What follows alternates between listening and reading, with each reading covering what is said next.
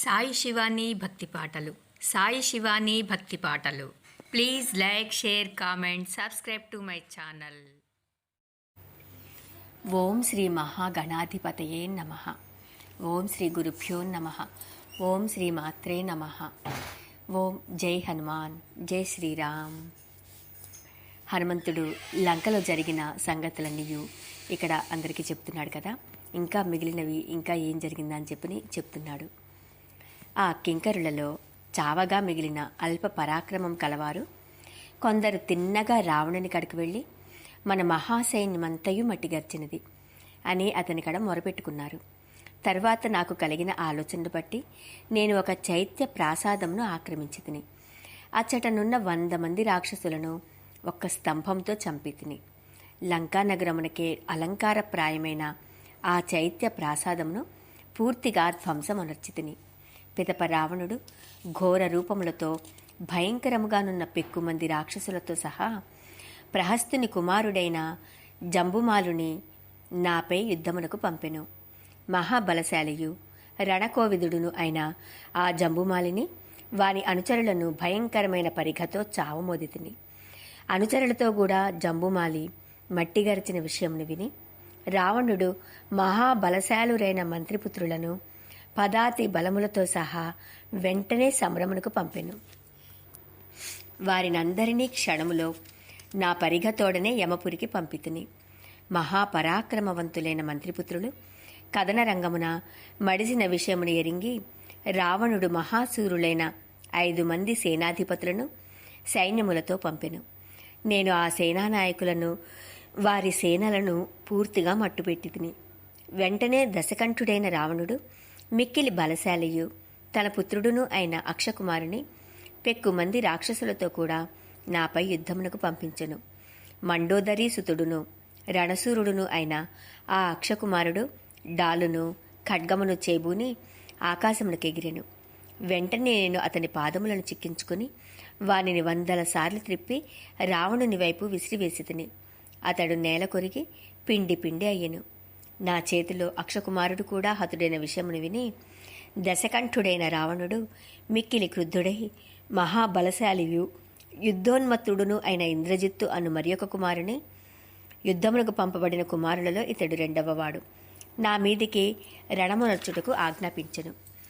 నేను రాక్షస ప్రముఖుడైన ఆ ఇంద్రజిత్తును అతని సమస్త బలములను రణరంగమున నిర్వీర్యమునర్చి ఎంతయో హర్షించి తిని రావణుడు గొప్ప విశ్వాసముతో మిక్కిలి మదించిన వీరులతో సహా పంపిన మహాబలశాలియు మహాబాహు అయిన ఇంద్రజిత్తును అతని బలములను నేను ఎంతయు దెబ్బతీసి తిని ఆ ఇంద్రజిత్తు నన్ను అజేయునిగా ఇరింగి వెంటనే నన్ను బ్రహ్మాస్త్రముతో బంధించెను. అతని అనుచరులైన రాక్షసులు నన్ను త్రాళ్లతో కట్టివేసిరి. పిదపవారు నన్ను రావణుని వద్దకు తీసుకుని వెళ్లారు. దుష్టుడైన రావణుడు నన్ను చూసి నాతో సంభాషింపసాగెను. నా లంకా గమనముకును ఆ రాక్షసులను వధించుటకును గల కారణములను అడిగెను.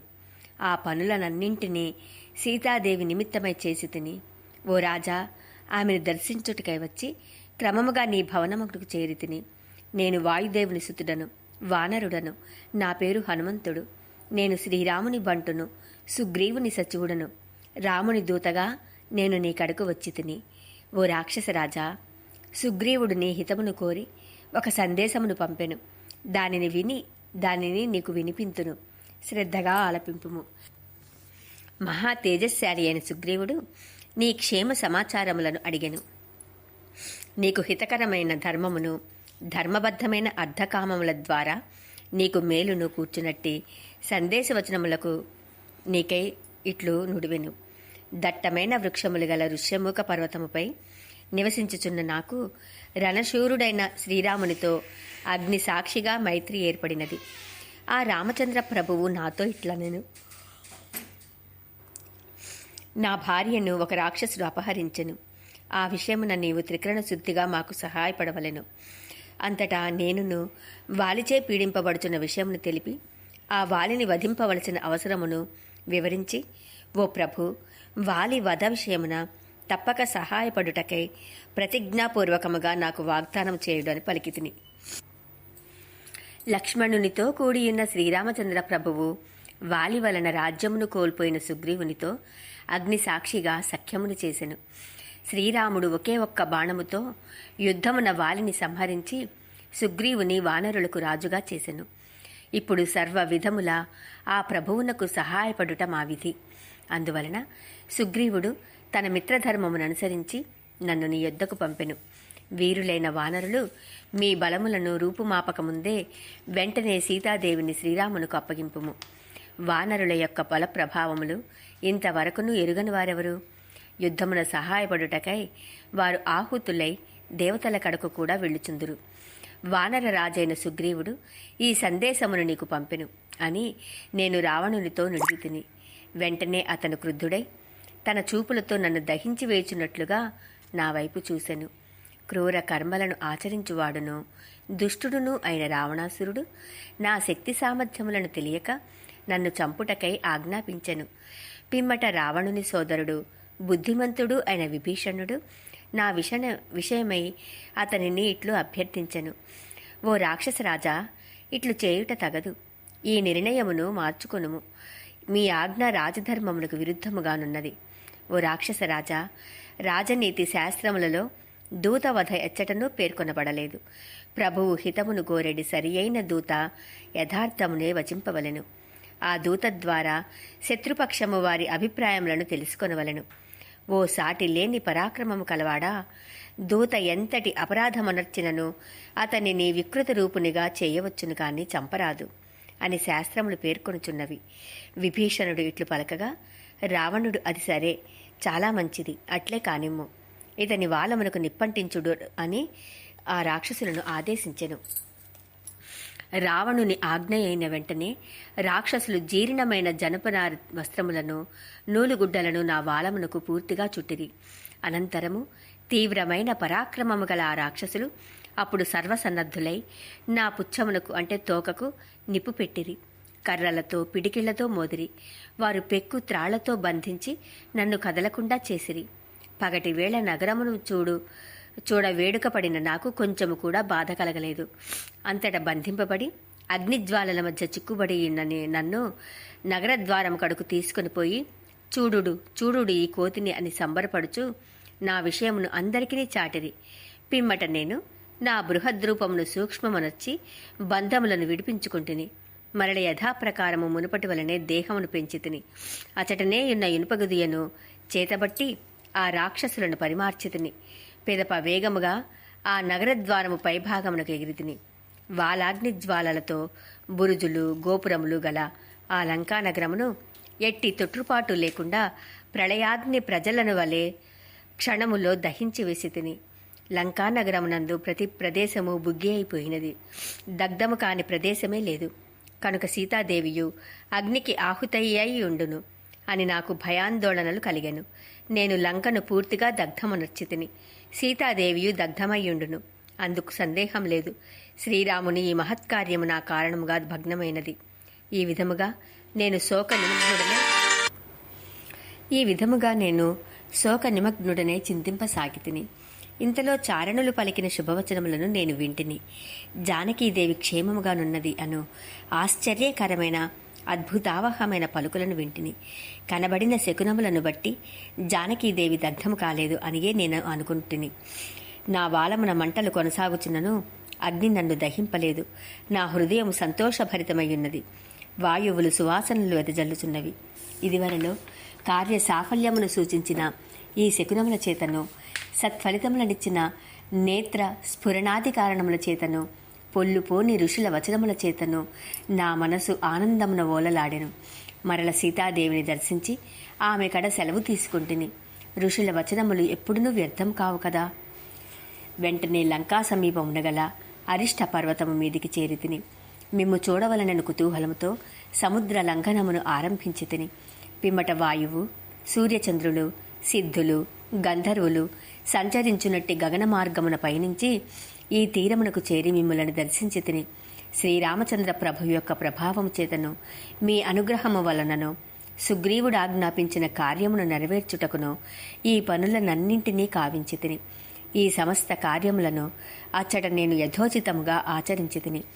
ఇంకనూ మిగిలి ఉన్న పనులను మనము చేయవలసి ఉన్నది అంటూ ఆ వృత్తాంతం అంతా చెబుతాడు హనుమంతుడు. 58వ సర్గ సంపూర్ణం. ఇక 59వ సర్గలో హనుమంతుడు వానరులకు సీత యొక్క దురవస్థను తెలిపి లంకపై దండెత్తుటకు వారిని పురికొల్పుట. వాయుసుతుడైన హనుమంతుడు తాను బయలుదేరినది మొదలుకొని తిరిగి ఇచ్చటికి చేరు వరకు జరిగిన వృత్తాంతమునంతయు వివరించెను. ఇంకనూ చెప్పవలసిన విశేషములను ఇట్లు నుడవనారంభించెను. శ్రీరాముని ప్రయత్నము సఫలమైనది. సుగ్రీవుని కార్యోత్సాహము ఫలించినది. రామ సుగ్రీవుల మైత్రి దృఢపడినది. సీతాదేవి యొక్క సౌశీల్య ప్రభావములకు నా మనస్సు భక్తి పరవశమైనది. ఓ వానరోత్తములారా, సౌశీల్య పాతివ్రత్యముల విషయమున పూజ్యురాలైన సీతాదేవికి సీతాదేవియే సాటి. ఆమె తన తపశ్శక్తిచే సర్వలోకముల భారమును మోయగలదు. కోపించినచో వాటినన్నింటినీ దహించివేయగలదు. రాక్షసరాజైన రావణుడును అన్ని విధములుగా గొప్పవాడు, తపోబల సంపన్నుడు. అతడు ఆమెను స్పృశించినను తన తపోబలము చేతనే నశింపలేదు. జనకాత్మజ అయిన సీతాదేవి కోపించినచో కేవలము తన కరస్పర్శచే దేనినైనను భస్మం చేయగలదు. ఈ విధముగా అగ్నిశిఖయు చేయజాలదు. రావణుడు శ్రీరాముని చేతిలోనే చావవలసి ఉన్నందున ఆమె అతనిని భస్మము చేయలేదు. జాంబవంతుడు మొదలుగు ప్రముఖ వానరోత్తముల అందరి అనుజ్ఞను గైకొని ఇప్పటి వరకు జరిగిన కార్య విశేషములను మీకు వివరించి ఉంటిని. సీతామాతను తీసుకుని వచ్చి ఆమెతో కూడా మనము ఆ రామలక్ష్మణులను దర్శించుట యుక్తము కదా. ఆ లంకాపురిని, అందలి రాక్షస గణములను, మహాబలశాలి అయిన రావణుని చంపుటకు నేనొక్కడనే చాలదును. వీరుడును, మహాబలశాలురును, దృఢ నిశ్చయము కలవారును, అస్త్ర విద్యలలో ఆరితేరిన వారును, విజయమును కాంక్షించువారును అగు మీ వంటి వానర వీరులు తోడుగానున్నచో ఇక చెప్పవలసినదేమి?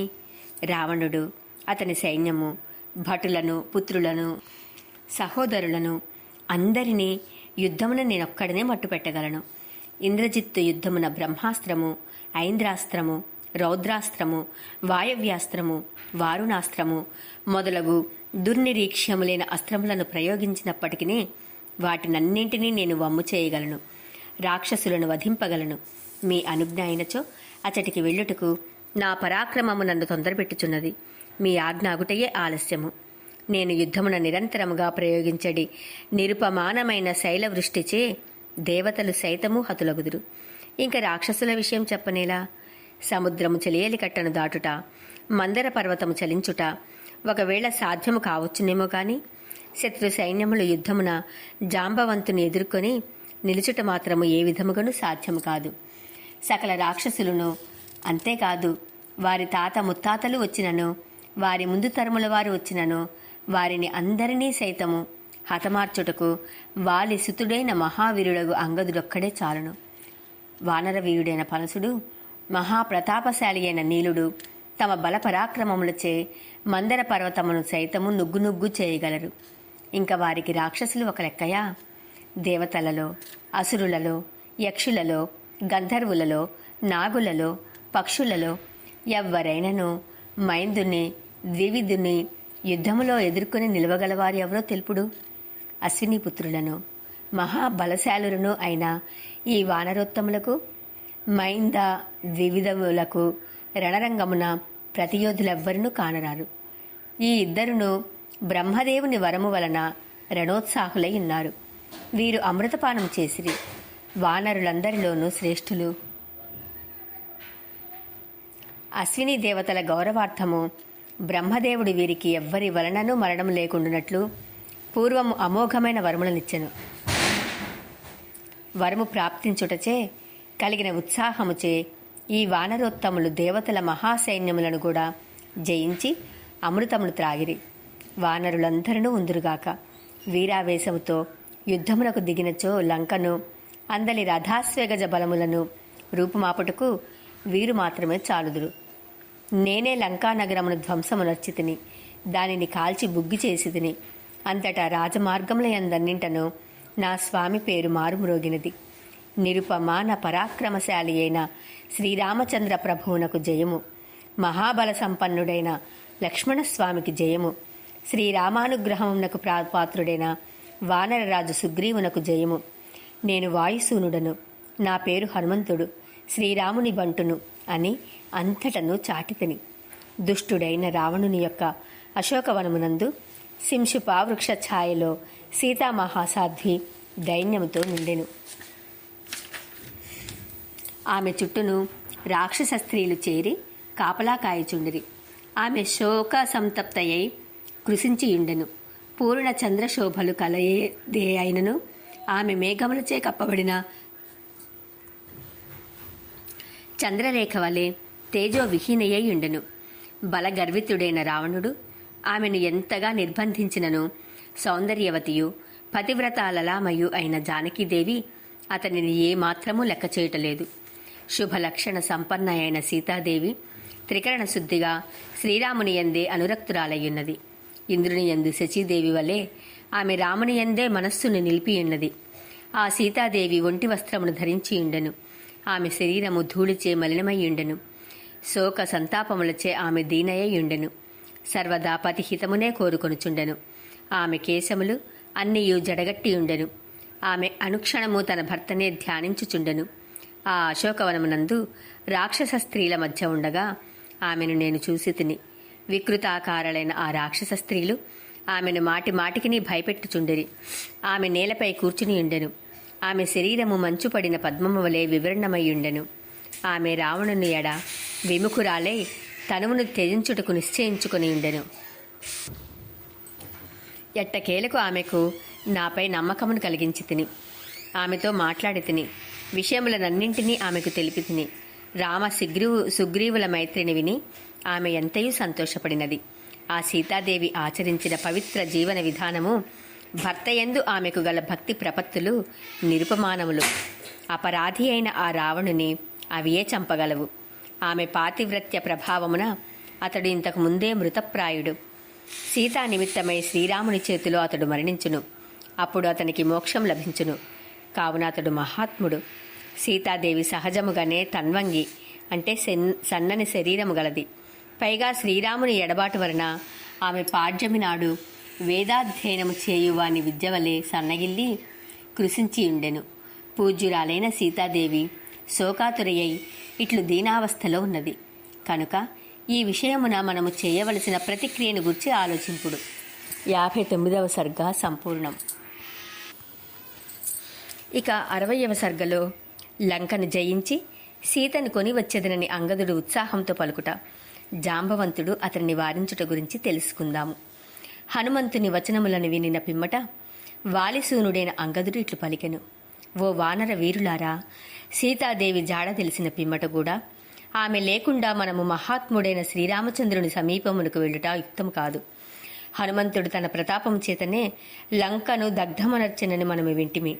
సీతాదేవిని చూచితిమి, కాని వెంటనిడుకుని రాలేదు అని శ్రీరామునకు నివేదించుట పరాక్రమవంతులుగా ప్రసిద్ధికెక్కిన మన వంటి వారికి తగదని నా అభిప్రాయము. ఓ వానరోత్తములారా, ఆకాశమున ఎగురుట ఎందును పరాక్రమమునందును ముల్లోకముల ఎందలి దేవతలలో గాని దైత్యులలో గాని మనకు సాటిగలవారు లేరు. లంకలోని రాక్షసులనందరినీ జయించి రణరంగమున రావణుని హతమార్చి సీతాదేవిని గొనివచ్చి కృతార్థులమై హర్షోల్లాసములతో శ్రీరామచంద్రుని కడుకు చేరుతాము. హనుమంతుడు అచ్చటి రాక్షస వీరులను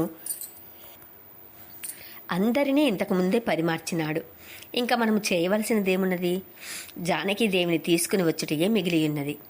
ఆ వానరులను, వానర ప్రముఖులను అందరినీ కష్టపెట్టుటేందులకు మనమే లంకకు వెళ్ళి ఆ రాక్షస ప్రముఖులను వధించి వచ్చి శ్రీరాముని, లక్ష్మణుని, సుగ్రీవుని దర్శించిదముగాక.